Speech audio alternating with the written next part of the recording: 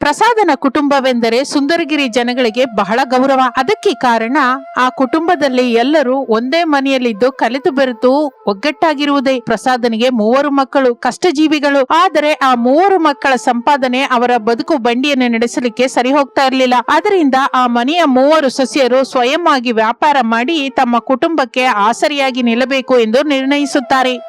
ಮಾವಯ್ಯನವರೇ, ಅತ್ತೆ, ನಾವೆಲ್ಲ ಸರಿ ಒಂದು ನಿರ್ಣಯ ತಗೊಂಡಿದೀವಿ. ಆದ್ರೆ ನಮ್ಮ ನಿರ್ಣಯ ಅಮಲು ಮಾಡೋದಿಕ್ಕೆ ನಿಮ್ಮ ಅನುಮತಿ ಬೇಕು. ಏನಮ್ಮ ನಮಿಕಾ, ಅಷ್ಟು ದೊಡ್ಡ ಮಾತು ಅಂತ ಇದೀಯಾ? ನಾವ್ ಯಾವಾಗಾದ್ರೂ ನಿಮ್ ಮಾತನ್ನ ಇಲ್ಲ ಅಂದಿದೀವ? ಆದ್ರೂ ನಿಮ್ಮ 3 ಆಲೋಚನೆ ಯಾವಾಗಲೂ ಮನೆಯ ಒಳಿತಿಗಾಗಿ ಇರುತ್ತಲ್ವಾ? ಹೇಳಮ್ಮ, ನೀವು ತಗೊಂಡ ನಿರ್ಣಯವೇನು? ಮಾವಯ್ಯನವರೇ, ನಮ್ಮ ಮನೆಯ ಆರ್ಥಿಕ ಪರಿಸ್ಥಿತಿ ಚೆನ್ನಾಗಿಲ್ಲ. ರಮೇಶ್ ಭಾವನವರು, ಸುರೇಶ್, ಅರುಣ್ ಎಷ್ಟು ಕಷ್ಟಪಡ್ತಾ ಇದ್ರು ಖರ್ಚುಗಳು ಹೆಚ್ಚಾಗ್ತಾ ಇರೋದ್ರಿಂದ ನಮ್ಮ ಮನೆ ಕಳೆಯೋದು ಬಹಳ ಕಷ್ಟವಾಗ್ತಾ ಇದೆ. ಅದಕ್ಕೆ ನಾವು 3 ವಾರಗಿತ್ತಿಯರು ಸೇರಿ ಏನಾದ್ರೂ ಚಿಕ್ಕ ವ್ಯಾಪಾರ ಮಾಡ್ಬೇಕು ಅಂದ್ಕೊಂಡಿದೀವಿ. ವ್ಯಾಪಾರನ ನೀವು ಹೊರಗಡೆ ಹೋಗಿ ವ್ಯಾಪಾರ ಮಾಡೋದೇನಮ್ಮ? ಊರ್ನವ್ರು ನೋಡಿದ್ರೆ ಏನ್ ಅನ್ಕೋತಾರೆ? ನನ್ನ ಮಕ್ಕಳು ಸಂಪಾದಿಸಲಾರದೆ ಸೊಸೆಯಂದ್ರನ್ನ ಬೀದಿ ಮೇಲೆ ಕಳ್ಸಿದ್ದಾರೆ ಅಂತ ತಲೆಗೊಂದು ಮಾತನ್ನಲ್ವಾ? ಅತ್ತೆ, ಮರ್ಯಾದೆ ಪ್ರತಿಷ್ಠೆಗಳು ಹಸುವಿನ ತೀರ್ಸೋದಿಲ್ಲ. ಹೀಗೆ ಇದ್ರೆ ನಾವು ಸಾಲದ ಪಾಲಾಗುವುದು ಖಾಯಂ. ಆಗ ಸಾಲಗಾರರು ಮನೆಗೆ ಬಂದು ಗಟ್ಟಿಯಾಗಿ ಮಾತಾಡಿದ್ರೆ ಆ ಹೋಗುವ ಮರ್ಯಾದೆಗಿಂತ ನಾವು ಗೌರವವಾಗಿ ಕಷ್ಟಪಟ್ಟು ಸಂಪಾದಿಸೋದ್ರಲ್ಲಿ ಬರುವ ಮರ್ಯಾದನೆ ಬಹಳ ದೊಡ್ಡದು. ನಮಗೆ ನಿಮ್ಮ ಸಪೋರ್ಟ್ ಇದ್ರೆ ಸಾಕು, ಇನ್ನು ಮಿಕ್ಕಿದೆಲ್ಲ ನಾವು ನೋಡ್ಕೋತೀವಿ. ಹೌದು ಅತ್ತೆ, ಈ ದಿನದಲ್ಲಿ ನಮ್ಮಂತ ಹುಡುಗಿಯರು ಸೇರಿ ಮಾಡುವ ವ್ಯಾಪಾರಗಳೇನೂ ಕಡಿಮೆ ಇಲ್ಲ. ನಾನು ಆನ್ಲೈನ್ ನಲ್ಲಿ ನೋಡ್ತಾ ಇದ್ದೀನಿ, ಎಷ್ಟೋ ಜನ ಮನೆಯಲ್ಲಿ ಇದ್ದು ವ್ಯಾಪಾರಗಳನ್ನು ಮಾಡಿ ಸಕ್ಸಸ್ ಆಗ್ತಾ ಇದ್ದಾರೆ. ನಮಗೂ ಆ ನಂಬಿಕೆ ಇದೆ. ಅವರ ಸಂಭಾಷಣೆ ಶುರು ಮಾಡಿದಾಗಿಂದ ರಮೇಶ್, ಸುರೇಶ್, ಅರುಣ್ ಅಲ್ಲಿಗೆ ಬರುತ್ತಾರೆ. ಆದರೆ ಅನಾಮಿಕಾ, ಅವನಿ, ಅಂಜಲಿ ಅವರನ್ನು ಗಮನಿಸಲಿಲ್ಲ. ಹಲೋ ಮೈ ಡಿಯರ್ ಅನಾಮಿಕಾ, ಬಹಳ ಸೀರಿಯಸ್ ಡಿಸ್ಕಷನ್ ಮಾಡ್ತಾ ಇರೋ ಹಾಗಿದೆ. ಈ ಡಿಸ್ಕಷನ್ ಅಲ್ಲಿ ನಾವಿಲ್ದಿದ್ರೆ ಹೇಗೆ? ಅಷ್ಟ್ರಲ್ಲಿ ಬಂದ್ಬಿಟ್ರಾ? ಅಂದ್ರೆ ನಾವ್ ಹೇಳಿದ್ದೆಲ್ಲ ಕೇಳಿದಿರಿ ಅನ್ನೋ ಮಾತು. ಹೌದು ಅನಾಮಿಕಾ, ನಿಮ್ಮ ಹಠಮಾರಿತನ ನೋಡ್ತಾ ಇದ್ರೆ ನಂಗೆ ಬಹಳ ಸಂತೋಷವನ್ನಿಸ್ತಾ ಇದೆ. ಆದ್ರೆ ನೀವು ಏನ್ ವ್ಯಾಪಾರ ಮಾಡ್ಕೋಬೇಕು ಅಂತಿದ್ದೀರಾ? ಅದಕ್ಕೆ ಬಂಡವಾಳ ಎಲ್ಲಿಂದ ಶೇಖರಿಸಬೇಕು ಅಂದ್ಕೊಂಡಿದ್ದೀರಾ? ನಾವು ಬಂಡವಾಳ ಹೆಚ್ಚಾಗಿಲ್ಲದ ವಸ್ತುನೇ ಆಯ್ಕೆ ಮಾಡ್ಕೋತೀವಿ. ನಮ್ಮನೆ ಹಿಂದಿರುವ ತೋಟದಲ್ಲಿ ತರಕಾರಿ ಬೆಳೀತಾ ಇದೆಯಲ್ಲ, ಅದರಿಂದ ತಯಾರು ಮಾಡಿದ ಉಪ್ಪಿನಕಾಯಿ ಮಾರೋಣ ಅಂತಿದ್ದೀನಿ. ಹೌದು ಅತ್ತಿಗೆ, ಆಲೋಚನೆ ಚೆನ್ನಾಗಿದೆ. ಅವನಿ ಕೈ ಅಡಿಗೆ ತುಂಬಾ ಚೆನ್ನಾಗಿರುತ್ತೆ. ಅಂಜಲಿ ಕೂಡ ಮಾರ್ಕೆಟಿಂಗ್ ಚೆನ್ನಾಗಿ ಮಾಡ್ತಾಳೆ. ನಾನು ಕೂಡ ನಿಮಗೆ ಸಹಾಯ ಮಾಡ್ತೀನಿ ಅತ್ತಿಗೆ. ನಮ್ಮ ತೋಟದಲ್ಲಿ ಸಿಗೋ ತರಕಾರಿ ಜೊತೆಗೆ ಏನಾದ್ರೂ ಪ್ಲಾನ್ ಮಾಡೋಣ. ಸರಿಯಮ್ಮ, ನಿಮ್ ಇಷ್ಟನೇ ನನ್ನಿಷ್ಟ. ನನ್ನ ಸೊಸೆಯರು ಇಷ್ಟು ಜವಾಬ್ದಾರಿಯಿಂದ ಮಾತಾಡ್ತಾ ಇದ್ರೆ ನಂಗೆ ಗರ್ವ ಅನ್ಸುತ್ತೆ. ನಿಮ್ಮ ಪ್ರಯತ್ನ ನೀವು ಮಾಡಿ. ಹಾಗೆ ಅನಾಮಿಕಾ, ಅವನಿ, ಅಂಜಲಿ ಉಪ್ಪಿನಕಾಯಿ ವ್ಯಾಪಾರ ಮಾಡಲಿಕ್ಕೆ ಶುರು ಮಾಡುತ್ತಾರೆ. ಅವರ ವ್ಯಾಪಾರ ಚೆನ್ನಾಗಿ ನಡೆಯುತ್ತಿರುವಾಗಲೇ ಒಂದು ದಿನ ಆಕಾಶದ ತುಂಬಾ ಕಪ್ಪನೆಯ ಮೋಡಗಳು ಕವಿಯುತ್ತದೆ. ಮಿಂಚುಗಳಿಂದ ಭಾರಿ ಮಳೆ ಬೀಳುತ್ತದೆ. ಆಕಸ್ಮಿಕ ಮಳೆಯಿಂದ ನದಿ ಉಕ್ಕಿ ಪ್ರವಾಹದ ನೀರು ಊರೊಳಗೆ ಸೇರುತ್ತದೆ. ಪ್ರಸಾದ್ ಅವರ ಹಳೆಯ ಮನೆ ಅರ್ಧಕ್ಕೂ ಹೆಚ್ಚಾಗಿ ನೀರಲ್ಲಿ ಮುಳುಗಿ ಹೋಗುತ್ತೆ. ರಮೇಶು, ಸುರೇಶು, ಬೇಗ ಮೇಲಕ್ಕೆ ಬಂದ್ರು. ನೀರು ಬಹಳ ವೇಗವಾಗಿ ಮನೆಯೊಳಗೆ ಬರ್ತಾ ಇದೆ. ಮನೆಯಲ್ಲಿರೋ ಸಾಮಾನೆಲ್ಲ ಮುಳುಗಿ ಹೋಗ್ತಾ ಇದೆ. ಅಪ್ಪ, ಕೆಳಗಡೆ ನಿಜಕ್ಕೂ ನಿಲ್ಲುವ ಪರಿಸ್ಥಿತಿನೇ ಇಲ್ಲ. ನೀರು ಮೊಳಕಾಲ ಮೇಲೆ ಬಂದಿದೆ. ನಮ್ಮ ಹಂಚಿನ ಮನೆಯ ಮೇಲ್ಛಾವಣಿಗೆ ಸೇರ್ಕೊಳ್ಳೋದೇ ಒಂದೇ ಮಾರ್ಗ ಅಪ್ಪ. ಹಾಗೆ ಆ ಮನೆಯಲ್ಲಿ ಎಲ್ಲರೂ ಮನೆಯ ಮೇಲಿರುವ ಚಿಕ್ಕ ಶೀಟಿನ ಶೆಡ್ ಒಳಗೆ ಸೇರಿಕೊಳ್ಳುತ್ತಾರೆ. ಅಬ್ಬಾ, ನಮ್ಮ ಸಾಮಾನುಗಳು, ನಾವು ತಯಾರು ಮಾಡಿದ ಉಪ್ಪಿನಕಾಯಿ ಎಲ್ಲ ಕೊಚ್ಕೊಂಡು ಹೋಗ್ತಾ ಇದೆ. ಇನ್ನು ನೀರು ಬಂದ್ರೆ ನಮ್ ಪರಿಸ್ಥಿತಿ ಏನು? ಅರುಣ್, ನನ್ ಫೋನ್ ಇಲ್ಲಿ. ಅದು ಇಲ್ದೇ ಇದ್ರೆ ಹೊರಗಿನ ಪ್ರಪಂಚದಿಂದ ನಮ್ಮ ಸಂಬಂಧ ಕಡ್ದು ಹೋಗುತ್ತೆ. ಕರೆಂಟ್ ಇಲ್ಲ, ಸಿಗ್ನಲ್ಸ್ ಇಲ್ಲ. ನಮ್ಮನ್ನ ಯಾರು ಕಾಪಾಡ್ತಾರೆ? ಗಾಬರಿ ಆಗ್ಬೇಡಿ, ಭಯ ನಮ್ಮನ್ನ ಬಲಹೀನ ಮಾಡುತ್ತೆ. ಅದು ಅಲ್ಲಿ ನೋಡಿ, ನಮ್ಮ ಹಲಸಿನ ಮರ ಪ್ರವಾಹವನ್ನು ತಡ್ಕೊಂಡು ಎಷ್ಟು ಗಟ್ಟಿಯಾಗಿ ನಿಂತಿದೆ. ಇನ್ನೂ ಪ್ರವಾಹ ಬಂದ್ರೆ ನಾವು ಆ ಹಲಸಿನ ಮರದ ಮೇಲೆ ಹೋಗೋಣ. ಹೌದಮ್ಮ ಅನಾಮಿಕಾ, ನೀನ್ ಹೇಳೋದು ನಿಜ. ಆ ಹಲಸಿನ ಮರ ನಮ್ಮ ತಾತನ ಕಾಲದ್ದು. ಎಷ್ಟೋ ಪ್ರವಾಹ ನೋಡಿದೆ ಅದು. ಅದ್ರ ಕೊಂಬೆಗಳು ಬಹಳ ದಪ್ಪವಾಗಿ ಬಲವಾಗಿರುತ್ತೆ. ಅಗತ್ಯವಿದ್ರೆ ಎಲ್ರೂ ಅದ್ರ ಮೇಲೆ ಹೋಗೋಣ. ಪ್ರವಾಹದ ನೀರು ಊರೆಲ್ಲವನ್ನು ಸುತ್ತು ಬಿಡುತ್ತದೆ. ಹಾಗೆ 2 ದಿನ ಆ ಊರೆಲ್ಲ ಮಳೆಯ ನೀರಲ್ಲೇ ಇರಬೇಕಾಗಿ ಬರುತ್ತದೆ. ಪ್ರಸಾದನ ಕುಟುಂಬ ಅವರ ಮನೆ ಮೇಲಿರುವ ಶೀಟಿನ ಶೆಡ್ಡಿನಲ್ಲೇ ತಲೆಮರೆಸಿಕೊಂಡಿರುತ್ತದೆ. ಆದ್ರೆ ಹಸುವೆ ಅವರಿಗೆ ಕಷ್ಟ ಕೊಡ್ತಾ ಇರುತ್ತದೆ. ಆದ್ರೆ ಅನಾಮಿಕಳ ಮನಸ್ಸು ಮಾತ್ರ ನಿರಂತರವಾಗಿ ಕೆಲಸ ಮಾಡ್ತಾನೆ ಇರುತ್ತದೆ. ಆಕೆ ಹಲಸಿನ ಮರದ ಕೊಂಬಿನ ಕಡೆ ನೋಡುತ್ತಾ ಒಂದು ಹೊಸ ವಿಷಯನ ಗಮನಿಸುತ್ತಾಳೆ. ಮಾವಯ್ಯ, ಅತ್ತೆ, ಒಂದ್ಸಲ ಆ ಕೆಳಗಿನ ನೀರ್ ಕಡೆ ನೋಡಿ. ಆ ಹಲಸಿನ ಮರದ ಕೊಂಬೆಗಳ ಕೆಳಗೆ ಏನೋ ಕದಲಿದ ಹಾಗೆ ಅನ್ನಿಸ್ತಾ ಇದೆ. ಏನಮ್ಮ ಅದು? ನೀರಿನ ಸುಳಿ ಹಾಗೆ ಇದೆಯೇ? ಮಾವಯ್ಯ, ಅದು ಸುಳಿಯಲ್ಲ, ಸ್ವಲ್ಪ ಜಾಗೃತಿಯಾಗಿ ನೋಡಿ. ಅದು ದೊಡ್ಡ ದೊಡ್ಡ ಮೀನುಗಳು. ಹೌದಮ್ಮ, ನಿಜವೇನಮ್ಮ ನೀನ್ ಹೇಳ್ತಾ ಇರೋದು? ಅರೆ, ಆ ಮೀನುಗಳು ಬಹಳ ಇರೋ ಹಾಗಿದೆ. ಹೌದು ಮಾವಯ್ಯ, ನೀವಂದಿದ್ದು ನಿಜನೇ. ಅದು 100 ಸಂಖ್ಯೆಯಿಂದ ಅಲ್ಲೇ ಇದೆ. ಆ ಮೀನುಗಳು ನಮ್ಮ ಹಲಸಿನ ಮರದ ಸುತ್ತಲೂ ಏಕೆ ತಿರುಗ್ತಾ ಇದ್ದವೋ ಗಮನಿಸಿದ್ದೀರಾ? ಅವು ಹಾಗೆ ಹೇಗೆ ತಿರುಗ್ತಾ ಇದಾವೆ ಅಂತ ನನಗೆ ಅರ್ಥವಾಯ್ತು ಅನಾಮಿಕಾ. ಆ ಹಲಸಿನ ಮರಕ್ಕಿರುವ ದೊಡ್ಡ ದೊಡ್ಡ ಹಲಸಿನ ಕಾಯಿಗಳು ನೀರಲ್ಲಿ ಬಹಳ ಬಿದ್ದೋಗ್ತಾ ಇದೆ. ಆ ಹಲಸಿನ ಹಣ್ಣಿನ ಸಿಹಿ ವಾಸನೆಗೆ ಆ ಹಣ್ಣುಗಳನ್ನ ತಿನ್ನೋದಕ್ಕೆ ನದಿಯಲ್ಲಿರುವ ಮೀನುಗಳೆಲ್ಲ ಇಲ್ಲಿಗೆ ಬರ್ತಾ ಇದೆ. ಹೌದಾ, ನಿಜವಾಗಿ ಮೀನುಗಳು ಹಲಸಿನ ಹಣ್ಣು ತಿಂತವೆ ಅವನಿ. ಹಲಸಿನ ಹಣ್ಣಿನ ಸುವಾಸನೆ ಬಹಳ ದೂರದವರೆಗೂ ವ್ಯಾಪಿಸುತ್ತೆ. ಅದಕ್ಕೆ ಮೀನುಗಳೆಲ್ಲ ಬೇರೆ ಎಲ್ಲಿಗೂ ಹೋಗದೆ ನಮ್ಮ ಹಲಸಿನ ಮರದ ಕೆಳಗೆ ಗುಂಪು ಕೊಡ್ತಾ ಇದೆ. ನಾವು ಮೀನುಗಳನ್ನ ಹಿಡ್ಕೊಂಡು ನಾವು ತಿನ್ನೋಣ, ಇನ್ನು ನಮಗೆ ಆಹಾರದ ಸಮಸ್ಯೆ ತೀರಿ ಹೋಗುತ್ತೆ. ಹಾಗೆ ನನ್ಗೊಂದು ಆಲೋಚನೆ ಬಂದಿದೆ. ರಮೇಶ್ ಬಾಬಾ, ಸುರೇಶ್, ನಮ್ಮ ಈ ಶೀಟಿನ ಮನೆಯಲ್ಲಿ ಏನಾದ್ರೂ ಹಳೆ ಬೆಲೆಯಲ್ಲಿ ಏನಾದ್ರೂ ಇದ್ರೆ ಹುಡುಕಿ ತಗೊಂಬನ್ನಿ. ಅತಿಗೆ, ಈ ಶೀಟಿನ ಮನೆಯಲ್ಲಿ ಹಳೆ ಚೀಲಗಳು, ಸೊಳ್ಳಿನ ಪರದೆ ಇದೆ. ಅದರಿಂದ ನಾವು ಮೀನುಗಳನ್ನ ಸುಲಭವಾಗಿ ಹಿಡಿಬಹುದು. ಸರಿಯಾಗಿ ಹೇಳ್ದೆ ಅರುಣ್. ನಾವು ಮೀನುಗಳನ್ನ ಹಿಡಿದು ಅದನ್ನು ಅಡಿಗೆ ಮಾಡಿ ನಮ್ಮ ಹಸುವಿನ ತೀರಿಸೋದಂತಲ್ಲದೆ ಸುತ್ತಮುತ್ತಲಿನ ಮನೆಯಲ್ಲಿರೋ ಆಶ್ರಯ ಹೊಂದಿರುವವರಿಗೆ ಕಡಿಮೆ ರೇಟಿಗೆ ಮಾರೋಣ. ಪ್ರವಾಹದಿಂದ ಯಾರಿಗೂ ತಾಜಾ ಆಹಾರ ಸಿಗ್ತಾ ಇಲ್ವಲ್ಲ. ವಾವ್, ಪ್ರವಾಹದಲ್ಲಿ ಮೀನುಗಳ ವ್ಯಾಪಾರನ? ಅಕ್ಕ, ಈ ಐಡಿಯಾ ಸೂಪರು. ಮನೆ ಮೇಲೆ ಇರುವವರೆಲ್ಲ ಒಣ ರೊಟ್ಟಿಗಳನ್ನು ತಿಂದು ಬೇಜಾರಾಗಿ ಹೋಗಿರುತ್ತೆ. ಅವರಿಗೆ ತಾಜಾ ಮೀನುಗಳು ಕೊಟ್ರೆ ಖಚಿತವಾಗಿ ಕೊಂಡ್ಕೋತಾರೆ. ರಮೇಶ್, ಸುರೇಶರು ಬಲೆಯನ್ನು ಸಿದ್ಧ ಮಾಡುತ್ತಾರೆ. ಅವರು ಹಲಸಿನ ಮರದ ಕೊಂಬೆಗಳ ಮೇಲೆ ಕೂತ್ಕೊಂಡು ನೀರಿಗೆ ಬಲೆಯನ್ನು ಬೀಸುತ್ತಾರೆ. ಸ್ವಲ್ಪ ಹೊತ್ತಿಗೆ ಅವರಿಗೆ 10,000 ಸಂಖ್ಯೆಯಲ್ಲಿ ದೊಡ್ಡ ದೊಡ್ಡ ಮೀನುಗಳು ಸಿಗುತ್ತದೆ. ಆ ಮೀನುಗಳ ಶರೀರ ಹಲಸಿನ ಹಣ್ಣಿನಿಂದ ತುಂಬಿದ್ದರಿಂದ ಅದಕ್ಕೆ ಒಂದು ಪ್ರತ್ಯೇಕದ ವಾಸನೆ ಕೂಡ ಬರುತ್ತದೆ. ಹಲಸಿನ ಮರದ ಕೆಳಗೆ ಮೀನುಗಳನ್ನು ಹಿಡಿಯುವುದು ಬಹಳ ಸುಲಭವಾಗಿ ಬದಲಾಗುತ್ತದೆ. ಏಕೆಂದರೆ ಹಲಸಿನ ಹಣ್ಣಿನಲ್ಲಿ ನೀರಿನಲ್ಲಿ ಇರುವಷ್ಟು ಹೊತ್ತು ಮೀನುಗಳು ಅಲ್ಲಿಂದ ಕದಲುತ್ತಿರಲಿಲ್ಲ. 3 ಸಸ್ಯರು ಸೇರಿ ಟೆರೆಸ್ ಮೇಲೆ ಒಂದು ಚಿಕ್ಕ ಇಟ್ಟಿಗೆಯ ಒಲೆಯನ್ನು ಮಾಡಿ ಪ್ರವಾಹದ ನೀರು ತಗಲದ ಹಾಗೆ 2 ಕೊಂಬೆಗಳಿಂದ ಬೆಂಕಿ ಹಚ್ಚುತ್ತಾರೆ. ಅಕ್ಕ, ಮೀನುಗಳು ಬಹಳ ತಾಜಾವಾಗಿದೆ. ನಮ್ಮ ಹತ್ರ ಇರುವ ಆ ಹಳೆ ಉಪ್ಪಿನಕಾಯಿಯ ಮಸಾಲ ಇದಕ್ಕೆ ಹಚ್ಚಿದ್ರೆ ಹೇಗಿರುತ್ತೆ? ತುಂಬಾ ಚೆನ್ನಾಗಿರುತ್ತೆ ಅವನಿ. ನೀನು ಆ ಮೀನುಗಳನ್ನು ಶುಭ್ರ ಮಾಡು. ಅಂಜಲಿ, ನೀನು ಪಕ್ಕದಲ್ಲೇ ಇರುವ ಮನೆಯವರಿಗೆ ಗಟ್ಟಿಯಾಗಿ ಅರ್ಚಿ ಹೇಳು, ನಮ್ಮ ಹಲಸಿನ ಮರದ ಹತ್ರ ತಾಜಾ ಮೀನುಗಳು ಸಿಕ್ಕುತ್ತೆ ಅಂತ. ಬೇಕು ಅಂತಂದ್ರೆ ದೋಣಿಯಲ್ಲಿ ಬಂದು ತಗೊಂಡು ಹೋಗಿ ಅಂತ ಹೇಳು. ರಾಮರಾಮ ಅವರೇ, ಸುಬ್ಬಯ್ಯನವ್ರೇ, ಕೇಳ್ರಿ, ನಮ್ಮ ಹಲಸಿನ ಮರದ ಹತ್ರ ತಾಜಾ ಮೀನುಗಳು ಸಿಗ್ತಾ ಇದೆ. ಈಗಲೇ ಹಿಡಿದ ಬದುಕಿರುವ ಮೀನುಗಳದು. ಬೇಕು ಅಂದ್ಕೊಂಡವರು ದೋಣಿಯೊಳಗೆ ಬನ್ನಿ, ಬಹಳ ಕಡಿಮೆ ರೇಟಿಗೆ ಕೊಡ್ತೀವಿ. ಪ್ರವಾಹದಲ್ಲಿ ಚಿಕ್ಕಿಕೊಂಡ ಜನರಿಗೆ ತಾಜಾ ಮೀನುಗಳು ಸಿಗ್ತಾ ಇದೆ ಎನ್ನುವ ವಾರ್ತೆ ಬಹಳ ಉಸಿರಾಟವನ್ನು ಕೊಡುತ್ತದೆ. ಸುತ್ತಮುತ್ತಲಿನವರೆಲ್ಲ ತಮ್ಮ ಚಿಕ್ಕ ಚಿಕ್ಕ ದೋಣಿಗಳು, ಬಿದಿರಿನ ತೆಪ್ಪಗಳನ್ನು ಹಾಕಿಕೊಂಡು ಪ್ರಸಾದ್ ಅವರ ಹಲಸಿನ ಮರದ ಹತ್ರಕ್ಕೆ ಬರಲಿಕ್ಕೆ ಶುರು ಮಾಡುತ್ತಾರೆ. ಪ್ರಸಾದ್ ಅವರೇ, ನಿಜವಾಗಿ ಮೀನುಗಳು ಇದೆಯಾ ರೀ? ನಾವು ಈ 3 ದಿನದಿಂದ ಕೇವಲ ಬೇಯಿಸಿದ ಆಲೂಗಡ್ಡೆ ತಿಂತಾ ಇದ್ದೇವೆ. ಸ್ವಲ್ಪ ಮೀನುಗಳು ಕೊಡಿ. ಇದೆಯಪ್ಪ, ಇದೆ. ನನ್ನ ದೊಡ್ಡ ಸಸಿ ಕಂಡು ಹಿಡಿದ ಉಪಾಯ ಇದು. ಅಲ್ಲಿ ನೋಡು, ಆ ಹಲಸಿನ ಮರದ ಕೊಂಬೆ ಹತ್ರ ರಮೇಶ್ ಇದ್ದಾನೆ. ಅವನು ತಾಜಾ ಮೀನುಗಳು ಕೊಡ್ತಾನೆ. ಸಾರ್, ಕೇವಲ ಹಸಿ ಮೀನುಗಳೆಲ್ಲ. ಬೇಕು ಅಂತಂದ್ರೆ ನಮ್ಮ ಟೆರೆಸ್ ಮೇಲೆ ಬಿಸಿ ಬಿಸಿ ಮೀನುಗಳ ಸಾರು ಕೂಡ ಕೊಡ್ತೀವಿ. ಈ ಸೌದೆ ಒಲೆ ಮೇಲೆ ಬೇಯಿಸಿದ ಮೀನಿನ ಸಾರು ತಿಂದ್ರೆ ಈ ಮಳೆಯಲ್ಲಿ ತುಂಬಾ ಹಾಯಾಗಿರುತ್ತೆ. ಹೌದಾ ಅಮ್ಮ, ಬಹಳ ಸಂತೋಷ. ನನ್ಗೊಂದ್ 2 kg ಹಸಿ ಮೀನು, 1 ಬಾಕ್ಸು ಹುಳಿ ಕೊಟ್ಬಿಡಮ್ಮ.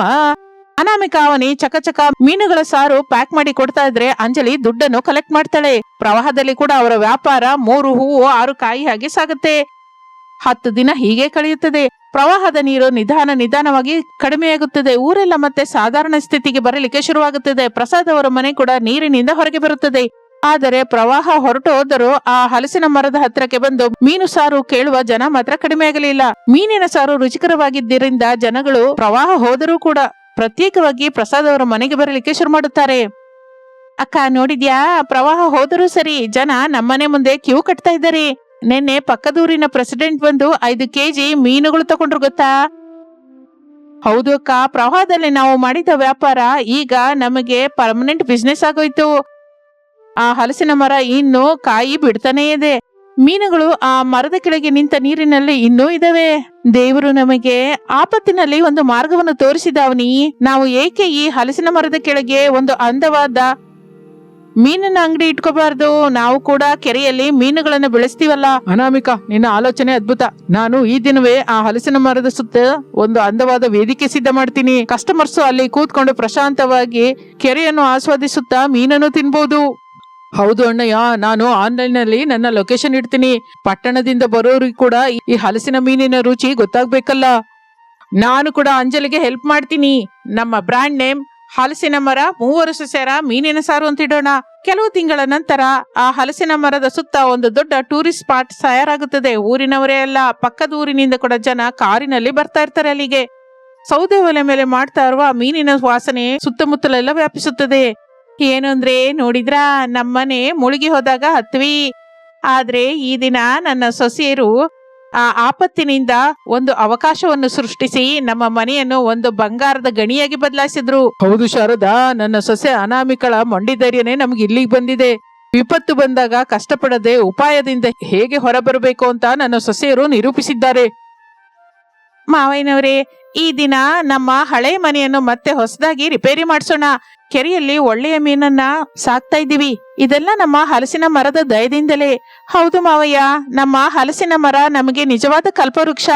ಅಕ್ಕ, ಈ ದಿನ ಆರ್ಡರ್ಸ್ ಬಹಳ ಹೆಚ್ಚಾಗಿದೆ, ಬೇಗ ಮೀನುಗಳು ಬೇಕು.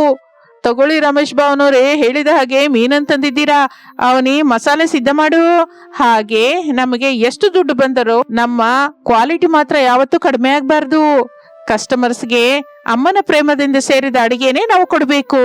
ಅನಾಮಿಕಾ, ನಿನ್ನ ತಾಳ್ಮೆ, ನಿನ್ನ ಜಾಣ್ಮೆ ಈ ದಿನ ನಮ್ಮ ಕುಟುಂಬವನ್ನು ಈ ಊರಿನಲ್ಲಿ ಅತ್ಯಂತ ಗೌರವಯುತ ಸ್ಥಾನದಲ್ಲಿ ನಿಲ್ಲಿಸಿದೆ. ನಿನ್ನ ನೋಡಿದ್ರೆ ನನಗ್ ಬಹಳ ಗರ್ವವಾಗಿದೆ ಅನಾಮಿಕಾ. ರಮೇಶ್ ಬಾವ, ಒಗ್ಗಟ್ಟಿರುವ ಕಾಲದಲ್ಲಿ ಯಾವ ಕಷ್ಟ ಕೂಡ ನಮ್ಮನ್ನೇನು ಮಾಡೋಕ್ಕಾಗಲ್ಲ. ನಾವು ಹೊರಗಿತ್ತಿಯರು ನನಗೆ ಜೊತೆಯಾಗಿದ್ದಾರೆ, ನೀವು ನಮಗೆ ಬೆನ್ನು ಮೂಳೆಯಾಗಿ ನಿಂತಿದ್ದೀರಾ. ಅದಕ್ಕೆ ಈ ವಿಜಯ ಸಿಕ್ಕಿದೆ. ಹಾಗೆ ಆ ಮೂವರು ಸಸ್ಯರು ತಮ್ಮ ವಿವೇಕದಿಂದ ಪ್ರವಾಹದ ಕಷ್ಟವನ್ನು ಒಂದು ವ್ಯಾಪಾರ ಅವಕಾಶವಾಗಿ ಬದಲಾಯಿಸಿಕೊಂಡು ವಿಜಯ ಸಾಧಿಸುತ್ತಾರೆ. ಆ ಹಲಸಿನ ಮರ ಕೇವಲ ಒಂದು ಮರವಾಗಿ ಅಲ್ಲದೆ ಆ ಕುಟುಂಬಕ್ಕೆ ಜೀವನಾಧಾರವಾಗಿ ಒಂದು ಪ್ರಸಿದ್ಧ ರುಚಿಯ ನಿಲಯವಾಗಿ ಬದಲಾಗಿ ಹೋಗುತ್ತದೆ. ಇದು ಇಂದಿನ ಕತೆ. ಮತ್ತೊಂದು ಆಸಕ್ತಿಕರವಾದ ಕತೆ ಜೊತೆ ಮತ್ತೆ ಸೇರೋಣ. ಅಲ್ಲಿಯವರೆಗೂ ವಿರಾಮ. ನಮಸ್ತೆ. ಒಂದು ಊರಿನಲ್ಲಿ ಶಾರದಾ ಪ್ರಸಾದ್ ದಂಪತಿಗಳು ಒಂದು ದೊಡ್ಡ ಮನೆಯಲ್ಲಿ ಇರ್ತಾ ಇದ್ರು. ರಮೇಶನ ಹೆಂಡತಿ ಅನಾಮಿಕಾ. ಆಕೆ ಒಂದು ಸಾಧಾರಣ ಮಧ್ಯತರಗತಿ ಕುಟುಂಬದಿಂದ ಬಂದವಳು. ದುಡ್ಡಿಲ್ಲದಿದ್ದರೂ ಸಂಸ್ಕಾರ, ಸಹನೆ ತುಂಬಾ ಇರುವ ಹುಡುಗಿ. ಸುರೇಶನ ಹೆಂಡತಿ ಅವನಿ, ಅರುಣನ ಹೆಂಡತಿ ಅಂಜಲಿ. ಇಬ್ಬರು ಬಹಳ ಧನವಂತರ ಕುಟುಂಬದಿಂದ ಬಂದವರು. ಹುಟ್ಟಿನಿಂದಲೇ ಸಿರಿ ಸಂಪತ್ತಿನಲ್ಲೇ ಬೆಳೆದಿದ್ದರಿಂದ ಅವರಿಗೆ ಕಷ್ಟವಂದರೆ ಏನೋ ಗೊತ್ತಿಲ್ಲ. ಇನ್ನು ಅನಾಮಿಕಾ ಬಹಳ ಬುದ್ಧಿವಂತಳು, ಜವಾಬ್ದಾರಿಯುಳ್ಳವಳು. ಪ್ರತಿ ಕೆಲಸವನ್ನು 1ಕ್ಕೆ 10 ಸಲ ಆಲೋಚಿಸಿ ಹೆಜ್ಜೆ ಇಡ್ತಾ ಇದ್ಲು. ಆದರೆ ಅವನಿ ಅಂಜಲಿಯರಿಗೆ ದುಡ್ಡಿನ ಗರ್ವ ಹೆಚ್ಚು. ಮನೆಯಲ್ಲಿ ಕೆಲಸಗಳೆಂದರೆ ಅವರಿಗೆ ಬೇಸರ. ಯಾವ ಕೆಲಸ ಮಾಡಬೇಕೆಂದರೂ ಕೆಲಸದವರಿಗಾಗಿ ಎದುರು ನೋಡ್ತಾ ಇದ್ರು ಹೊರತು ಸ್ವಯಂ ಆಗಿ ಮಾಡಬೇಕು ಅಂದ್ಕೊಂಡಿರ್ಲಿಲ್ಲ. ಹಾಗಿರುವಾಗ ನೋಡುತ್ತಾ ಇರುವಾಗಲೇ ಮಳೆಗಾಲ ಬಂದೇ ಬರುತ್ತೆ. ಆಕಾಶ ಕಪ್ಪನೆ ಮೇಘಗಳಿಂದ ತುಂಬಿ ಹೋಗುತ್ತೆ. ಎಲ್ಲಿ ನೋಡಿದರೂ ದಟ್ಟವಾದ ಮಬ್ಬು ಆವರಿಸುತ್ತದೆ. ಮಿಂಚು ಗುಡುಗುಗಳಿಂದ ತಣ್ಣನೆ ಗಾಳಿ ಬೀಸ್ತಾ ಇರುತ್ತದೆ. ವಾತಾವರಣವೆಲ್ಲ ತಣ್ಣಗಾಗಿ ಹೋಗುತ್ತೆ. ಏನೋ ಈ ದಿನ ಮಳೆ ಗಟ್ಟಿಯಾಗಿ ಬರೋ ಹಾಗಿದೆ. ಆಕಾಶ ನೋಡ್ತಾ ಇದ್ರೆ ಭಯವಾಗ್ತಾ ಇದೆ. ಅನಾಮಿಕಾ, ಇಲ್ಲಿ ಬಾಮ್ಮ. ಬರ್ತಾ ಇದ್ದೀನಿ ಅತ್ತೆ. ಏನಕ್ಕೆ ಕರೆದ್ರಿ? ಏನ್ ಬೇಕು? ಮಳೆ ಬರೋ ಹಾಗಿದೆ ಅಮ್ಮ. ಗಾಳಿ ಕೂಡ ಗಟ್ಟಿಯಾಗಿ ಬರ್ತಾ ಇದೆ. ಹಿತ್ತಲಲ್ಲಿ ಬೆಳಿಗ್ಗೆ ಬಿಸಿಲಿಗಿಟ್ಟ ಸಂಡಿಗೆ ಹಪ್ಪಳ ಒಳಗಡೆ ಇಡು, ಒದ್ದೆ ಆದ್ರೆ ಹಾಳಾಗೋಗುತ್ತೆ. ಹಾಗೆ ಎಲ್ಲರ ಕೊಡೆಗಳು, ರೈನ್ ಕೋಟ್ ಎಲ್ಲ ಡ್ರಾಯರ್ ಇಂದ ಹೊರಗಡೆ ಇಡು. ಯಾರಾದ್ರೂ ಹೊರಗ್ ಹೋಗ್ಬೇಕಂದ್ರೆ ಹುಡುಕದೇ ಇರೋಂಗಾಗತ್ತೆ. ಸರಿ ಅತ್ತೆ, ನಾನ್ ಹಾಗೆ ಮಾಡ್ತೀನಿ. ನೀವು ಗಾಬರಿ ಆಗ್ಬೇಡಿ, ನಾನೆಲ್ಲ ನೋಡ್ಕೋತೀನಲ್ಲ. ಹಾಗೆ ಹೇಳಿ ತಕ್ಷಣ ಹಿತ್ತಲಿಗೆ ಹೋಗಿ ಸಂಡಿಗೆ ಹಪ್ಪಳ ಒಳಗೆ ಇಟ್ಟು ಛತ್ರಿ, ರೈನ್ ಕೋಟ್ಗಳನ್ನ ಹೊರಗಡೆ ಇಡುತ್ತಾಳೆ. ಪ್ರಸಾದ್ ವರಂಡದಲ್ಲಿ ಕೂತ್ಕೊಂಡು ವಾರ್ತಾಪತ್ರಿಕೆ ಓದುತ್ತಾ ಕನ್ನಡಕ ಒರೆಸ್ಕೊಳ್ತಾ, ಈ ಮಳೆಗಾಲವೆಲ್ಲ ಬಹಳ ಜಾಗ್ರತೆಯಿಂದ ಇರ್ಬೇಕು. ಇದು ರೋಗ ಬರುವ ಕಾಲ. ಎಲ್ಲಾದ್ರೂ ನೀರ್ ನಿಂತ್ರೆ ಸೊಳ್ಳೆಗಳು ಬರುತ್ತೆ. ಮನೆಯಲ್ಲಿ ನೀರಿಲ್ಲದಾಗೆ ನೋಡ್ಬೇಕು. ಕಿಟಕಿಗಳಿಗೆ ಸೊಳ್ಳೆ ಪರದೆ ಹಾಕ್ಬೇಕು. ಎಲ್ಲರೂ ತಪ್ಪದೆ ಕಾಯಿಸಿ ತಣ್ಣಗಾಗಿಸಿದ ಬಿಸಿ ನೀರು ಮಾತ್ರವೇ ಕುಡಿಬೇಕು. ಇಲ್ಲಾಂದ್ರೆ ಯಾವ್ದೋ ಜ್ವರನೋ ನೆಗಡಿನೋ ಬರುತ್ತೆ. ಹೌದು ಮಾವಯ್ಯ, ನೀವ್ ಹೇಳಿದ್ದು ನಿಜಾನೇ. ನಾನು ಎಲ್ಲ ಏರ್ಪಾಟು ಮಾಡ್ತಾ ಇದ್ದೀನಿ. ಕುಡಿಯೋದಕ್ಕೆ ಬಿಸಿ ನೀರನ್ನ ಫ್ಲಾಸ್ಕ್ ಅಲ್ಲಿ ಇಟ್ಟಿದ್ದೀನಿ. ಸಾಯಂಕಾಲ ಸೊಳ್ಳೆ ಬರದ ಹಾಗೆ ಬೇವಿನ ಸೊಪ್ಪಿನ ಹೊಗೆ ಕೂಡ ಹಾಕ್ತೀನಿ. ಇಷ್ಟರಲ್ಲಿ ಅಂಜಲಿ ಅವನಿ ಮಾಡಿಯಿಂದ ಕೆಳಗೆ ಬರುತ್ತಾರೆ. ಇಬ್ಬರು ಬೆಲೆ ಬಾಳುವ ಡ್ರೆಸ್ ಗಳನ್ನ ಹಾಕಿಕೊಂಡು ಕೈಯಲ್ಲಿ ಲೇಟೆಸ್ಟ್ ಮಾಡೆಲ್ ಫೋನ್ಗಳನ್ನ ಹಿಡ್ಕೊಂಡಿರ್ತಾರೆ. ಅವರಿಬ್ಬರಿಗೂ ಮನೆ ಕೆಲಸದ ಜೊತೆ ವಾತಾವರಣದ ಜೊತೆ ಆಗ್ಲಿ ಎಂತಹ ಸಂಬಂಧವೂ ಇಲ್ಲದ ಹಾಗೆ ನಡ್ಕೋತಾ ಇರ್ತಾರೆ. ಏನತ್ತೆ, ಮನೆಯೆಲ್ಲ ಏನೋ ವಿಚಿತ್ರ ವಾಸನೆ ಬರ್ತಾ ಇದೆ? ಅದೇ ನಲ್ಲಮ್ಮ, ಮಳೆ ಬರ್ತಾ ಇದೆ ಅಲ್ಲ. ಮೊದಲ ಮಳೆ ಹನಿಗಳು ನೆಲದ ಮೇಲೆ ಬೀಳುತ್ತಲೇ ಘಮ್ಮನ್ನುವ ವಾಸನೆ ಅದು. ಹಳ್ಳಿಗಳವರಿಗೆ ಆ ವಾಸನೆ ಅಂದ್ರೆ ಎಷ್ಟೋ ಇಷ್ಟ. ಹಬ್ಬ, ಈ ಮಳೆ ಒಂದು ಯಾವಾಗ್ಲೂ ಬೀಳ್ತಾನೆ ಇರುತ್ತೆ. ಹೊರಗಡೆ ಹೋಗೋದಕ್ಕೆ, ಶಾಪಿಂಗ್ ಮಾಡೋದಕ್ಕೆ ಕೂಡ ಆಗಲ್ಲ. ನನಗೆ ಮನೆಯಲ್ಲಿದ್ದು ಇದು ಬಹಳ ಬೋರ್ ಆಗ್ತಾ ಇದೆ. ನಮ್ಮ ಸಿಟಿಲಂತೂ ಇಂಥದ ಮಳೆಗೆ ಭಯನೇ ಪಡ್ತಾ ಇರ್ಲಿಲ್ಲ. ಹೌದು ಅಂಜಲಿ, ಮಳೆಯಲ್ಲಿ ಹೊರಗೆ ಹೋಗೋದು ಕಷ್ಟನೇ. ರೋಡ್ ಎಲ್ಲ ಕೆಸರಾಗಿರುತ್ತೆ. ಆದ್ರೆ ಮಳೆ ಬಿದ್ರೇನೆ ಅಲ್ವಾ ನಮಗೆ ಲಾಭ. ಮಳೆಗಳು ಸಮೃದ್ಧಿಯನ್ನು ಸುರಿಸಿದ್ರೆ ಅಲ್ವಾ ರೈತರು ಬೆಳೆ ಬೆಳೀತಾರೆ. ನಮಗೆ ತಿನ್ನೋದಕ್ಕೆ ಆರೋಗ್ಯಕರವಾದ ಆಹಾರ ಸಿಕ್ಕುತ್ತೆ. ಮಳೆನೇ ಇಲ್ದಿದ್ರೆ ಬರ ಬರುತ್ತಲ್ಲ. ಓಹೋ, ದೊಡ್ಡ ಕೃಷಿ ತಜ್ಞರು ಬಂದಿದ್ದಾರೆ ನಮ್ಗೆ ಬುದ್ಧಿ ಹೇಳೋದಿಕ್ಕೆ. ನಿನಗೆ ಕೃಷಿ ಬಗ್ಗೆ ಏನ್ ಗೊತ್ತು ಅಂತ ಮಾತಾಡ್ತಾ ಇದ್ಯಾ? ನಮ್ ತಂದೆಯವರ ಫಾರ್ಮ್ ಹೌಸ್ ಅಲ್ಲಿ ಬೇಕಾದಷ್ಟು ತರದ ಬೆಳೆಗಳಿದೆ. ಅಲ್ಲಿ ಎಲ್ಲ ಆಟೋಮೆಟಿಕ್ ಸಿಸ್ಟಮ್ಸ್. ಮಳೆ ಬರ್ದೇ ಇದ್ರು ನಮ್ಗೆ ಏನು ಕಷ್ಟವಿಲ್ಲ. ಪೈಪ್ಗಳಿಂದ ನೀರ್ ಹಾಕಬಹುದು. ನಮ್ ತಂದೆಯವರು ₹1,00,000 ಖರ್ಚು ಮಾಡಿ ಆ ಫಾರ್ಮ್ ಹೌಸ್ ಕಟ್ಟಿದ್ದಾರೆ. ಹೌದು, ನಮ್ ತಂದೆಯವರ ಹತ್ರ ಕೂಡ ಬೇಕಾದಷ್ಟು ದುಡ್ಡಿದೆ. ಇಲ್ಲಿ ಏನು ಸಿಗದೆ ಇದ್ರೆ ಸಿಟಿಯಿಂದ ಆರ್ಡರ್ ಮಾಡಿ ತರಿಸ್ತೀವಿ. ನಾವೇನಾದ್ರೂ ಕೊಂಡ್ಕೋಬಲ್ಲೆವು. ಈ ಮಳೆ ನಮ್ಮನ್ನ ಏನು ಮಾಡಲ್ಲ. ದುಡ್ಡಿದ್ರೆ ಎಲ್ಲ ಬರಲ್ಲ ಅಂಜಲಿ, ನಿನಗಿನ್ನು ಪ್ರಪಂಚ ಗೊತ್ತಿಲ್ಲ. ಪ್ರಕೃತಿ ಮುಂದೆ ನಾವೆಷ್ಟು? ನಮ್ಮ ದುಡ್ಡು, ನಮ್ಮ ದರ್ಪ ಪ್ರಕೃತಿ ಮುಂದೆ ಕೆಲ್ಸಕ್ಕೆ ಬರಲ್ಲ. ದುಡ್ಡಿದ್ದರೆ ಮಳೆನ ನಿಲ್ಸಬಲ್ಲಿರಾ? ಇಲ್ಲಾಂದ್ರೆ ತುಫಾನ್ ಬಂದ್ರೆ ನಿಲ್ಸಕ್ಕಾಗತ್ತಾ? ಈ ಸಮಯದಲ್ಲಿ ದುಡ್ಡಿದೆ ಅಂತ ಬೀಗಬಾರದು. ಎಲ್ರೂ ಒಗ್ಗಟ್ಟಾಗಿ ಜಾಗ್ರತೆಯಿಂದಿರ್ಬೇಕು. ಸರಿ ಬಿಡಿಯತ್ತೆ, ನಾವೇನೋ ಅಂದ್ವಿ, ನೀವೇನು ಅಷ್ಟೊಂದು ಸೀರಿಯಸ್ ಆಗೋದು ಬೇಡ. ನಮ್ಮ ಉದ್ದೇಶ ನಿಮ್ಮನ್ನ ಕೀಳಾಗಿ ನೋಡೋದಲ್ಲ. ಹಾಗೆ ಅಂದುಕೊಳ್ಳುತ್ತಾ ಇರುವಾಗ ಸ್ವಲ್ಪ ಸಮಯಕ್ಕೆ ದೊಡ್ಡ ಮಳೆ ಶುರುವಾಗುತ್ತದೆ. ಮಿಂಚು ಗುಡುಗುಗಳಿಂದ ಮಳೆ ಗಟ್ಟಿಯಾಗಿ ಬರುತ್ತದೆ. ಗಾಳಿಗೆ ಕಿಟಕಿ ಬಾಗಿಲು ಪಟಪಟ ಹುಡುಕುತ್ತವೆ. ಹಬ್ಬ, ಎಷ್ಟು ಮಳೆ! ಆಫೀಸಿಂದ ಬರೋ ಒಳಗೆ ಒದ್ದೆಯಾಗಿ ಮುದ್ದೆಯಾಗಿ ಹೋಗಿದ್ದೀನಿ. ಕೊಡೆ ಇದ್ರು ಗಾಳಿಗೆ ಎಗ್ರಿ ಹೋಯ್ತು. ತಗೊಳ್ರಿ ಟವಲು, ಬೇಗ ತಲೆ ಒರೆಸ್ಕೊಳ್ಳಿ, ಇಲ್ಲ ಅಂದ್ರೆ ಈ ಒದ್ದೆಗೆ ನೆಗಡಿ ಆಗುತ್ತೆ. ನಿಮ್ಗಾಗಿ ಮೊದ್ಲೇ ಬಿಸಿನೀರು ಕಾಯಿಸಿಟ್ಟಿದ್ದೀನಿ, ಬೇಗ ಹೋಗಿ ಸ್ನಾನ ಮಾಡ್ಬಿಡಿ. ಇಷ್ಟರೊಳಗೆ ನಾನು ನಿಮ್ಗೆ ಬಿಸಿ ಬಿಸಿ ಪಕೋಡ, ಶುಂಠಿ ಟೀ ಕೊಡ್ತೀನಿ. ಚಳಿಗೆ ಅದೇ ಚೆನ್ನಾಗಿರುತ್ತೆ. ಸರಿ ಅನಾಮಿಕಾ, ನೀನ್ ಹೇಳ್ದಾಗೆ ಮಾಡ್ತೀನಿ. ನನಗ್ ಕೂಡ ತುಂಬಾ ಚಳಿ ಅನ್ನಿಸ್ತಾ ಇದೆ. ಹಾಗೆ ಹೇಳಿ ಸ್ನಾನಕ್ಕೆ ಹೋಗುತ್ತಾನೆ. ಸ್ವಲ್ಪ ಸಮಯಕ್ಕೆ ಸುರೇಶ್, ಅರುಣ್ ಕೂಡ ಒದ್ದೆಯಾಗಿ ನಡುಗುತ್ತಾ ಮನೆಗೆ ಬರ್ತಾರೆ. ಅವನಿ, ಬೇಗ ಒಂದು ಟವಲ್ ತಗೊಂಬಾ, ತುಂಬಾ ಚಳಿ ಅನ್ನಿಸ್ತಾ ಇದೆ. ಬೇಗ ಬಟ್ಟೆ ಬದಲಾಯಿಸ್ಬೇಕು. ಅಬ್ಬಾ, ನಾನೀಗ ಬರಲ್ಲ. ನನ್ನ ಫೋನಲ್ಲಿ ಚಾರ್ಜಿಂಗ್ ಕಡಿಮೆ ಆಗಿದೆ. ಮೇಲಾಗಿ ನನ್ನ ಫೇವರೆಟ್ ವೆಬ್ ಸೀರೀಸ್ ಹೊಸ ಎಪಿಸೋಡ್ ಬರ್ತಾ ಇದೆ. ನೀನೇ ಹೋಗಿ ಬೀರೊಂದ ತಗೋ. ಅಂಜಲಿ, ನನ್ಗೂ ತುಂಬಾ ಚಳಿ ಅನ್ನಿಸ್ತಾ ಇದೆ. ಶೀತ ಆಗುವಾಗಿದೆ. ಬಿಸಿಯಾಗಿ ಏನಾದ್ರೂ ಕಾಫಿ ಆಗಿ ಟೀ ಆದ್ರೂ ಕೊಡು. ನಾನು ಈಗ ನಿಜಕ್ಕೂ ಕಿಚನ್ ಒಳಗೆ ಹೋಗಲ್ಲ. ನನ್ನ ನೈಲ್ ಪಾಲಿಶ್ ಹಾಳಾಗುತ್ತೆ. ಮೊದ್ಲೇ ಹೊಸದಾಗಿ ತರಿಸಿದ್ದೀನಿ, ಬಹಳ ಕಾಸ್ಟ್ಲಿ. ನೀನು ಹೋಗಿ ಮಾಡ್ಕೋ, ಇಲ್ಲ ಅಂದ್ರೆ ಕೆಲ್ಸದವಳನ್ನು ಕೇಳು. ಅದನ್ನು ಕೇಳುತ್ತಲೇ ಸುರೇಶ್, ಅರುಣ್ ಇಬ್ಬರು ತಮ್ಮ ಹೆಂಡತಿಯರ ನಡವಳಿಕೆಗೆ ನಿರಾಸೆಯಿಂದ ಹಿಂತಿರುಗುತ್ತಾರೆ. ಅನಾಮಿಕಾ ಅವರನ್ನು ನೋಡಿ ಕರುಣೆ ಪಡುತ್ತಾಳೆ. ಅರುಣ್, ಸುರೇಶ್, ನೀವಿಬ್ಬರು ಕೂಡ ಹೋಗಿ ಸ್ನಾನ ಮಾಡಿ ಬನ್ನಿ. ಒದ್ದೆ ಬಟ್ಟೆಯಿಂದಿದ್ರೆ ಅನಾರೋಗ್ಯದ ಪಾಲಾಗ್ತೀರಾ. ನಾನು ಎಲ್ಲರಿಗೂ ಪಕೋಡ, ಟೀ ಮಾಡಿ ತರ್ತೀನಿ. ಅತ್ತೆ ಮಾವೆಂದರಿಗೂ ಕೂಡ ಕೊಡ್ತೀನಿ. ಥ್ಯಾಂಕ್ಸ್ ಅತ್ಗೆ, ಈ ಸಮಯದಲ್ಲಿ ನೀನು ಮಾಡುವ ಸಹಾಯ ಮರ್ತೋಗಲ್ಲ. ಹೌದು ಅತ್ಗೆ, ಥ್ಯಾಂಕ್ ಯು. ನೀವು ಬಹಳ ಶ್ರಮಿಸ್ತಾ ಇದ್ದೀರಾ. ಹಾಗೆಂದು ಎಲ್ಲರೂ ಸ್ನಾನ ಮಾಡಿಕೊಂಡು ಬರುತ್ತಾರೆ. ಹಾಲಲ್ಲಿ ಎಲ್ಲರೂ ಕುತ್ಕೋತಾರೆ. ಅನಾಮಿಕಾ ಬಿಸಿ ಬಿಸಿ ಈರುಳ್ಳಿ ಪಕೋಡ, ಶುಂಠಿ ಟೀ ಎಲ್ಲರಿಗೂ ಸರ್ವ್ ಮಾಡುತ್ತಾಳೆ. ಚೆನ್ನಾಗಿ ಮಾಡಿದ್ಯಮ್ಮ ಅನಾಮಿಕಾ. ಈ ಚಳಿಗೆ, ಈ ಮಳೆಗೂ ನಿನ್ನ ಪಕೋಡ, ಟೀ ಸಖತ್ತಾಗಿದೆ. ಪ್ರಾಣ ಎದ್ದು ಬಂದ ಆಯ್ತು ಅನ್ಕೋ. ಹೌದಮ್ಮ, ಕೈಗೆ ಬಂದ ಸಸ್ಯರು ಅಂದ್ರೆ ಮನೆ ಎಷ್ಟು ಚೆನ್ನಾಗಿರುತ್ತೋ. ನೀನು ಬರೋದು ನಮ್ಮ ಅದೃಷ್ಟ.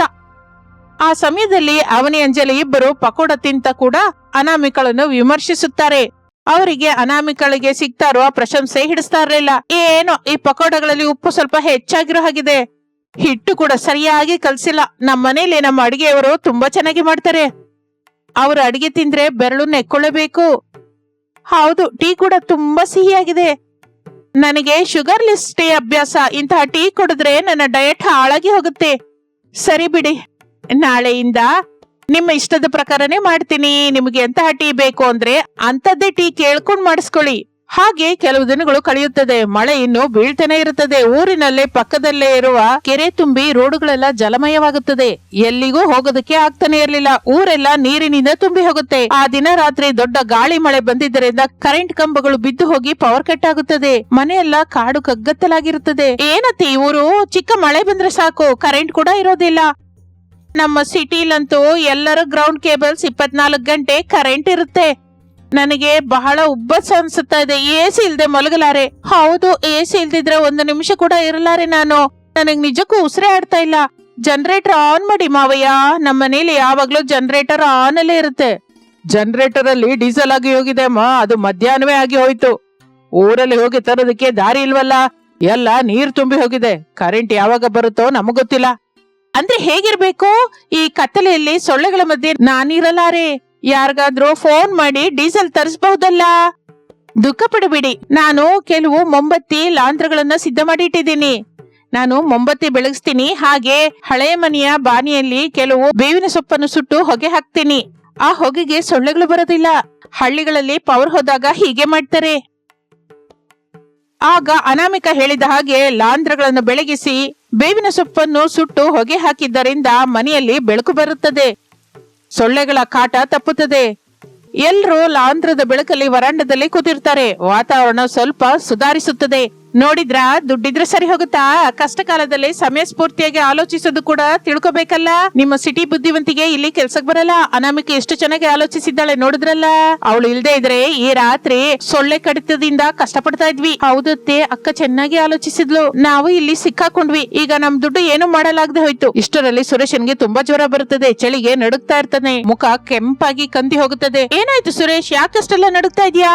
ಅಯ್ಯೋ, ಮೈ ಸುಡ್ತಾ ಇದೆಯೋ? ನಂಗೆ ತುಂಬಾ ಜ್ವರ ಬಂದಾಗಿದೆ ಅವನೇ. ಸಹಿಸಲಾರ್ದ ಚಳಿ ಅನ್ನಿಸ್ತಾ ಇದೆ. ತಲೆ ಸಿಡಿತಾ ಇರೋ ಹಾಗಿದೆ. ಅಯ್ಯೋ, ಈಗ ಹೇಗೆ? ಡಾಕ್ಟರ್ ಹತ್ರ ಹೋಗೋದಕ್ಕೆ ದಾರಿ ಕೂಡ ಇಲ್ವಲ್ಲ. ಕರೆಂಟ್ ಇಲ್ಲ, ಫೋನ್ ಸಿಗ್ನಲ್ಸ್ ಕೂಡ ಇಲ್ಲ. ನನಗ್ ತುಂಬಾ ಭಯವಾಗ್ತಾ ಇದೆ. ಅಂಜಲಿ, ನೀನು ನಿಮ್ ತಂದೆಗೆ ಫೋನ್ ಮಾಡು. ಕನಿಷ್ಠ ಡಾಕ್ಟರ್ನಾದ್ರೂ ಕಳ್ಸೋನು. ಸಿಗ್ನಲ್ ನಿಜಕ್ಕೂ ಬರ್ತಾನೆ ಇಲ್ಲ. ನಾನು 10 ಸಲದ ಮೇಲೆ ಟ್ರೈ ಮಾಡಿದೆ. ನನ್ನ ಫೋನಲ್ಲಿ ಚಾರ್ಜಿಂಗ್ ಕೂಡ ಆಗಿ ಹೋಗಿದೆ. ಗಾಬರಿ ಆಗ್ಬೇಡ ಅವನಿ, ಅಳಬೇಡ. ನಾನ್ ನೋಡ್ತೀನಲ್ಲ. ಜ್ವರ ಬಹಳ ಹೆಚ್ಚಾಗಿದೆ. 100 ದಾಟಿದ ಹಾಗಿದೆ. ತಕ್ಷಣ ಇಳಿಸಬೇಕು, ಇಲ್ಲದಿದ್ರೆ ಪ್ರಮಾದ ಎಂದು ಹೇಳಿ ಅನಾಮಿಕಾ ತಕ್ಷಣ ಅಡಿಗೆ ಮನೆಗೆ ಹೋಗಿ ತಾನು ಮನೆಯಲ್ಲಿ ಬೆಳೆಸ್ತಾ ಇರುವ ಕೆಲವು ಆಯುರ್ವೇದ ಗಿಡಗಳಿಂದ ಸೊಪ್ಪನ್ನು ತಂದು ಶುಂಠಿ, ಮೆಣಸು, ತುಳಸಿ ಎಲೆಗಳನ್ನ ಹಾಕಿ ಕಷಾಯ ಮಾಡುತ್ತಾಳೆ. ಸುರೇಶನ್ಗೆ ಸ್ವಲ್ಪ ಸ್ವಲ್ಪ ಕುಡಿಸುತ್ತಾಳೆ. ಹಾಗೆ ತಣ್ಣನೆ ನೀರಿನಿಂದ ಒದ್ದೆ ಮಾಡಿದ ಒದ್ದೆ ಬಟ್ಟೆಯಿಂದ ಹಣೆ ಮೇಲೆ ಒರೆಸ್ತಾ ಇರ್ತಾಳೆ. ಜ್ವರ ಕಡಿಮೆಯಾಗುವವರೆಗೂ ಹಾಗೆ ಮಾಡುತ್ತಾಳೆ. ಸುರೇಶ್, ಈ ಕಷಾಯ ಕುಡಿದ್ಬಿಡಿ. ಇದು ನಮ್ಮ ಅಜ್ಜಿ ಕಾಲದ ವೈದ್ಯ. ಜ್ವರ, ಶೀತ ತಕ್ಷಣ ಕಡಿಮೆ ಆಗುತ್ತೆ. ಥ್ಯಾಂಕ್ಸ್ ಅತ್ತಿಗೆ, ನಿಮ್ಮ ಋಣ ಹೇಗೆ ತೀರಿಸಬೇಕೋ ನಂಗೆ ಅರ್ಥವಾಗ್ತಾ ಇಲ್ಲ. ಹಾಗೆ ಅಂದುಕೊಳ್ಳುತ್ತಾ ಇರುವಾಗಲೇ ರಾತ್ರಿ ಆಗುತ್ತದೆ. ಬೆಳಿಗ್ಗೆ ಆಗೋ ಹೊತ್ತಿಗೆ ಮಳೆ ಕಡಿಮೆ ಆಗುತ್ತದೆ. ಸುರೇಶನಿಗೆ ಕೂಡ ಜ್ವರ ಸ್ವಲ್ಪ ಕಡಿಮೆ ಆಗುತ್ತದೆ. ಅವನು ನಿದ್ರೆಯಿಂದೆದ್ದು ಕುತ್ಕೋತಾನೆ. ಬದುಕಿದೆಯಾ ಜೀವವೇ? ಜ್ವರ ಕಡಿಮೆ ಆಯ್ತು. ಥ್ಯಾಂಕ್ಸ್ ಅಕ್ಕ. ನೀನಿಲ್ದೇ ಇದ್ದಿದ್ರೆ ಏನಾಗ್ತಾ ಇದ್ವು? ನಾನು ಬಹಳ ಭಯ ಬಿದ್ದೆ. ನನ್ನ ದುಡ್ಡಿದ್ದರೂ ಕೂಡ ಏನು ಮಾಡಲಾರ್ದೆ ಹೋದೆ. ಪರವಾಗಿಲ್ಲ ಅವನಿ, ಇದರಲ್ಲಿ ಥ್ಯಾಂಕ್ಸ್ ಹೇಳಬೇಕಾದಾಗತ್ಯವಿಲ್ಲ. ನಾವು ಒಂದೇ ಕುಟುಂಬ, ಒಬ್ಬರಿಗೊಬ್ರು ಸಹಾಯ ಮಾಡ್ಕೋಬೇಕು. ನಮ್ಮ ಮಧ್ಯ ದುಡ್ಡು ಅಡ್ಡಕ್ಕೆ ಬರಬಾರ್ದು. ಈ ವಿಷಯದಿಂದ ಅವನಿ ಅಂಜಲಿಯರಿಗೆ ಕಣ್ಣು ರೆಪ್ಪೆ ತೆಗೆಯುತ್ತದೆ. ದುಡ್ಡು ಒಂದೇ ಇದ್ರೆ ಸರಿ ಹೋಗಲ್ಲ. ಕಷ್ಟ ಕಾಲದಲ್ಲಿ ಮನುಷ್ಯರು ಅವರ ಬುದ್ಧಿವಂತಿಕೆ ಸಹಾಯ ಮಾಡುವ ಗುಣ ಎಷ್ಟು ಮುಖ್ಯವೋ ಅವರಿಗೆ ಅನುಭವ ಪೂರ್ವಕವಾಗಿ ಅರ್ಥವಾಗುತ್ತದೆ. ಅವರಲ್ಲಿರುವ ಅಹಂಕಾರ ತೊಲಗಿ ಹೋಗುತ್ತದೆ. ಅಕ್ಕ, ನನ್ನನ್ನು ಕ್ಷಮಿಸು. ನಾನು ಬಹಳ ಸಲ ಮಾತಿನಿಂದಲೇ ಅವಮಾನಿಸಿದೆ. ನನ್ನ ದುಡ್ಡಿನ ಗರ್ವದಿಂದ ಬೀಗದೆ ನಿನ್ನನ್ನು ಕೆಳ್ಳಾಗಿ ಮಾತಾಡದೆ. ಆದ್ರೆ ನೀನು ಮಾತ್ರ ನನಗೆ ಕಷ್ಟ ಬಂದಾಗ ಮುಂದಿದ್ದು ಸಹಾಯ ಮಾಡಿದೆ. ನಿನ್ನ ದೊಡ್ಡತನ ಈಗ ತಿಳಿತು. ಹೌದಕ್ಕ, ನೀನು ಬಹಳ ಒಳ್ಳೆಯವಳು. ನಿನ್ನಿಂದ ನಾವು ತುಂಬಾ ಕಲ್ತ್ಕೋಬೇಕು. ಇನ್ಮೇಲಿಂದ ನಾವು ಕೂಡ ನಿನ್ ಹಾಗೆ ಆಗ್ಲಿಕ್ಕೆ ಪ್ರಯತ್ನಿಸ್ತೀವಿ. ನಮ್ಮನ್ನು ಕ್ಷಮಿಸು. ಅದರಲ್ಲಿ ನನ್ನ ದೊಡ್ಡತನ ಏನಿದೆ? ತಪ್ಪು ತಿಳ್ಕೊಳ್ಳೋದು ದೊಡ್ಡ ವಿಷಯ. ನೀವು ಬದಲಾಗಿದ್ದೀರಾ, ಅದು ಸಾಕು ನಂಗೆ. ಅದೇ ಸಂತೋಷ. ಇನ್ನು ಮೇಲಿಂದ ನಾವೆಲ್ಲ ಒಟ್ಟಾಗಿರ್ಬೇಕು. ನೋಡಿದ್ರಾ ನನ್ನ ಸೊಸೆಯವರು ಎಷ್ಟು ಬದಲಾಗಿ ಹೋಗಿದ್ದಾರೋ? ಅನಾಮಿಕಾ, ನೀನು ನಿಜವಾಗಿ ನಮ್ಮ ಮನೆಗೆ ಮಹಾಲಕ್ಷ್ಮಿ ಅಮ್ಮ. ನಿನ್ನ ಸಹನೆ, ಪ್ರೇಮ ನಮ್ಮ ಕುಟುಂಬವನ್ನು ಒಂದು ಮಾಡಿದೆ. ಹೌದಮ್ಮ, ನೀನು ನಮ್ಮ ಮನೆಗೆ ಬರುವುದು ನಮ್ಮ ಅದೃಷ್ಟ. ನಿನ್ನಂತಹ ಸೊಸೆ ಸಿಗೋದು ನಮ್ಮ ಪೂರ್ವ ಜನ್ಮದ ಸುಕೃತ. ಹಾಗೆ ಆಗಿನಿಂದ ಅವನಿ, ಅಂಜಲಿ ಇಬ್ಬರು ಅನಾಮಿಕಳ ಜೊತೆ ಸೇರಿ ಇರುತ್ತಾರೆ. ಮನೆ ಕೆಲಸದಲ್ಲಿ ಕೂಡ ತಮ್ಮಿಂದಾದ ಸಹಾಯ ಮಾಡಲಿಕ್ಕೆ ಶುರು ಮಾಡುತ್ತಾರೆ. ದುಡ್ಡಿನ ಗರ್ವವನ್ನು ಬಿಟ್ಟು ಎಲ್ಲರ ಜೊತೆ ಪ್ರೇಮದಿಂದ, ಗೌರವದಿಂದ ಇರೋದು ಕಲ್ತ್ಕೋತಾರೆ. ಮಳೆಗಾಲ ಹೊರಟು ಹೋದರೂ ಅವರಲ್ಲಿ ಬಂದ ಬದಲಾವಣೆ ಮಾತ್ರ ಶಾಶ್ವತವಾಗಿದ್ದು ಬಿಡುತ್ತದೆ. ಆ ಮನೆಯಲ್ಲಿ ಯಾವಾಗಲೂ ನಗು, ಆನಂದ ಬೆಳಗುತ್ತಾನೆ ಇರುತ್ತದೆ. ಒಂದು ಚಿಕ್ಕ ಕಷ್ಟ ಆ ಕುಟುಂಬವನ್ನು ಮತ್ತಷ್ಟು ಹತ್ತಿರ ಮಾಡುತ್ತದೆ. ಇದು ಇಂದಿನ ಕತೆ.